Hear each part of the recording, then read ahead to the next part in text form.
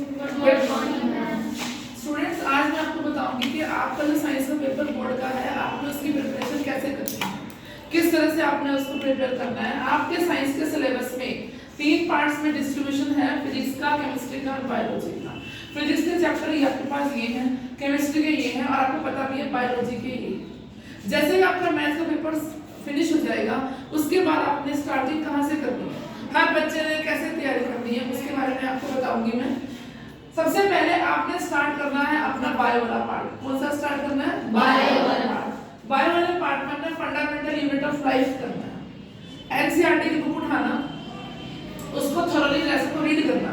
आप लोगों ने हमने पहले भी कर रखा है नहीं, आप पेपर की तैयारी के लिए 1 घंटा आपको रीडिंग में लगेगा। रीडिंग से क्या होगा, आपको सारा पता लग जाएगा इस लेसन में क्या है।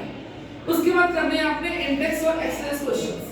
कौन से करने हैं? इंडेक्स और एक्सरसाइज क्वेश्चन।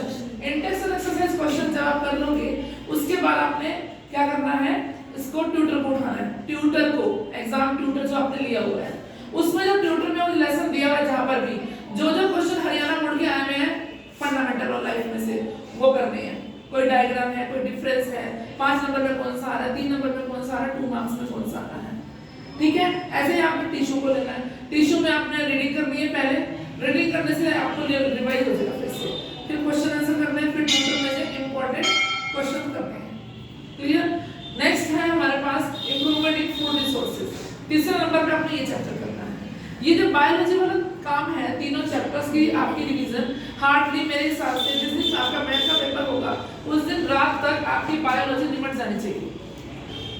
ठीक है, उसके बाद आप करोगे फिजिक्स। फिजिक्स के बाद फिजिक्स में क्या करना है, सबसे पहले आपको जो सबसे अच्छी तरह से आता है चैप्टर फिजिक्स में, मैक्सिमम पहले 4 चैप्टर में न्यूमेरिकल्स है, 5वें में साउंड में नहीं है, एक आधा हो तो हो मुश्किल से।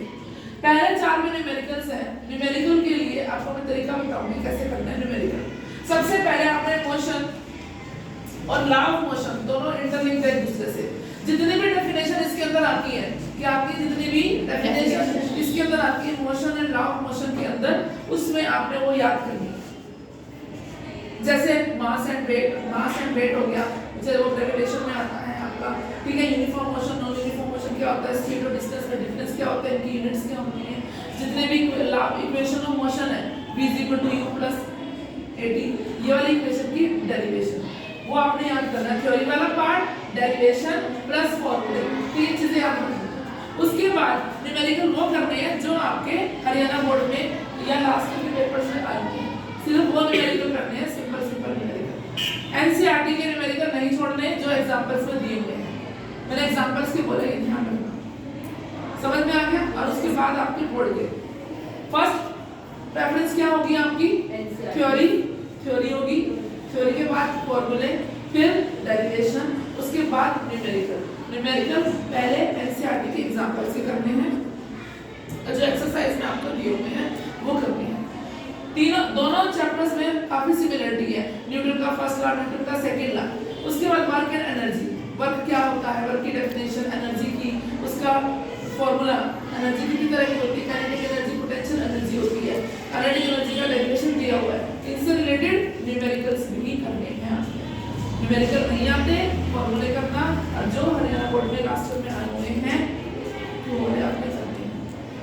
ग्रेविटेशन है, जैसे ग्रेविटेशन में आपने law of gravitation, universal law of gravitation, free fall क्या होता है, इसके रीजनिंग क्वेश्चन जो होते हैं वो करने हैं। मास एंड वेट में डिफरेंस क्या होता है, फॉर्मूला फोर्स निकालने का। तो ये जो सिलेक्टेड क्वेश्चंस हैं, ये वाले आपने थ्योरेटिकल पार्ट पर ज्यादा ध्यान दें।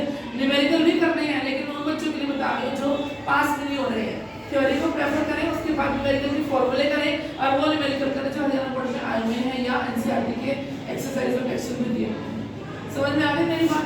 उसके बाद आती है केमिस्ट्री की तरफ।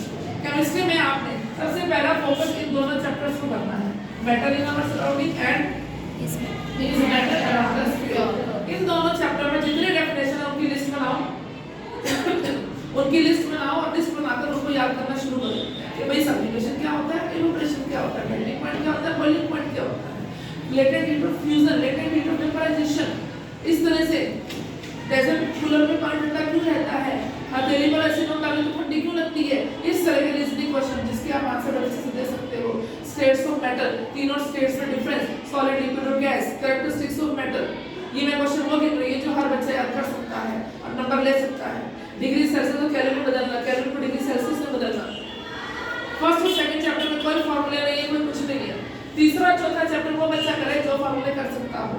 ये ऑप्शनल में चलेगी, गलत भी हो सकता है, तुम्हारा ठीक भी हो सकते हैं। इसके लिए तुम्हें टेबल याद करनी पड़ेगी। इसके लिए क्या याद करनी पड़ेगी? टेबल। सबसे पहला काम होगा आपका टेबल को बनाना।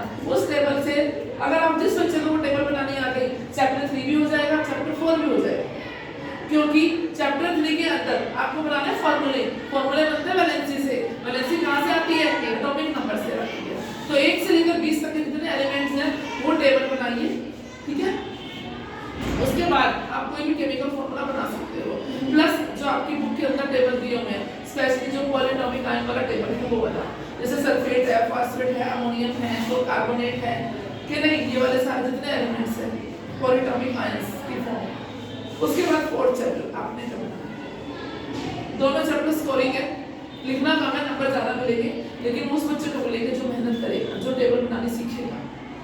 समझ में आने जिसको मॉलिक्यूलर मास निकालना आएगा, इलेक्ट्रॉनिक डिस्ट्रीब्यूशन निकालना आएगा। तो सबसे पहला प्रेफरेंस बायोलॉजी, पेपर का जिस दिन मैथ का पेपर होगा फिनिश, बायोलॉजी के बाद आपने करनी है फिजिक्स। फिजिक्स आपकी जिस दिन मैथ का पेपर होगा उस अगले दिन दोपहर तक फिजिक्स हो जानी चाहिए आपकी, और दोपहर के बाद आपने केमिस्ट्री शुरू करनी है। पहले 2 लेसन करने हैं, उसके बाद ये वाले 2 लेसन करने हैं। समझ में आ गया? उसके बाद नेक्स्ट डे में आप फिजिक्स के न्यूमेरिकल करोगे। जैसे मान लो आज मैथ का पेपर था, आज शाम तक बायो हो गई, कल यानी कि फ्राइडे, कल क्या होगा? दोपहर तक फिजिक्स होगी, फिजिक्स के बाद केमिस्ट्री होगी रात तक। फिर आप नेक्स्ट डे कौन सा होगा हमारा? सैटरडे में सुबह न्यूमेरिकल करोगे, आप डेरिवेशन करके देखोगे, फिर से रिवीजन स्टार्ट होगी। आई थिंक 2 छुट्टियां हैं साइंस के अंदर, तीसरे दिन पेपर है ये। इस तरह से है ना। तो इस आपने पेपर से पहले दिन यानी कि साइंस का पेपर जिस दिन है उससे पहले दिन पूरा सिलेबस फिर से रिवाइज करना है, ट्यूटर में से भी याद करना है, जितने सैंपल पेपर दिए वो सारे करने हैं उस दिन पेपर से पहले दिन। Clear to you? ठीक है, थैंक यू वेरी मच।